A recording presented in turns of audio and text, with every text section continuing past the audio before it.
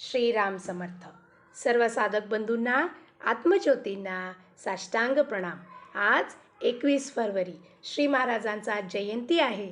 त्या निमित्ताने सर्वांना महाराजांच्या जयंतीच्या हार्दिक हार्दिक शुभेच्छा. श्री महाराज आपल्याला सगळ्यांना आयु आरोग्य सुख समृद्धी देवो हे त्यांच्या चरणी प्रार्थना करूया. आजचं प्रवचन, कर्तेपणाचा अभिमान नसावा. विषयात राहून परमात्माची भक्ती होईल का? विषय सोडल्याशिवाय मी भक्ती करतो असे म्हणणे चुकीचे आहे. विषय आहेत तिथे भक्ती नाही आणि भक्ती आहे तिथे विषय नाहीत. भक्त म्हणजे भगवंताचे होऊन राहणे. त्याला शरण गेल्याशिवाय त्याचे होताच येत नाही. अभिमान ठेवून आपल्याला कधीच भक्त होता येत नाही. प्रथम अभिमान कसा नाहीचा होईल ते पाहावे आणि तसे वागण्याचा प्रयत्न करावा. आपण प्रपंचात मी करीन तसे होईल या भावनेने वागत असतो. परवाच एक जण आले होते. त्यांना त्यावेळी पाहून कुणीही म्हटले असते की हे थोड्याच दिवसांचे सोबती आहेत, तरीही मी अमुक करीन, मी तमुक करीन असे म्हणत होते. आयुष्याच्या शेवटच्या घटकेलाही केवढा तो अभिमान.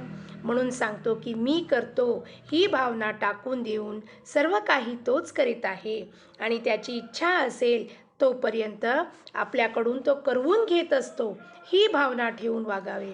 त्याप्रमाणे वागू लागले म्हणजे आपोआपच विषयाची आसक्ती कमी होऊ लागेल. मी करता आहे ही भावना गेल्याशिवाय पारमार्थ करता येणे शक्यच नाही. कोणतेही कर्म केले म्हणजे अमुक एक फळ मिळेल म्हणून वेदात सांगितले आहे. त्यावरून वेद हे विषयासक्ती वाढवतात असे काही जण म्हणतात. पण वडील माणसे जसे औषध देताना गुळाचा खडा दाखवितात त्याप्रमाणे ते आहे. माणसाने फळाच्या आशेने तरी कर्म करायला लागावे. तो कर्म करू लागला म्हणजे आपोआपच फळावरची त्याची आसक्ती कमी होत जाते आणि पुढे अभिमान जाऊन मी करता नसून तोच करवीत आहे असे वाटू लागते. मग तो जे कर्म करील ते देवाला आपोआप अर्पण होते. संकट आले म्हणजे आपण देवाला नवस करतो. देवाने मनासारखे दिले नाही म्हणजे देवात अर्थ नाही असे म्हणतो. पण देवाला फसवणे शक्य आहे का? तो म्हणतो, हा सुखात असताना माझी आठवणही काढत नाही आणि आता आठवण करतो आहे. वास्तविक देवाने आपल्याला पावावे असे आपण काय केले आहे? म्हणून केव्हाही देवाला फसवू नये, कारण देव फसला न जाता आपलीच फसगत होते. आपण प्रपंचासाठी रोज इतके काबाड कष्ट करतो, परंतु दिवसातून एखादा तास तरी देवाकरिता खर्च करतो का हे आपल्याशीच विचार करून पाहावे.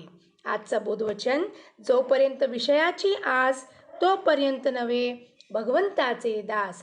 जानकी जीवन स्मरण. जय जय राम.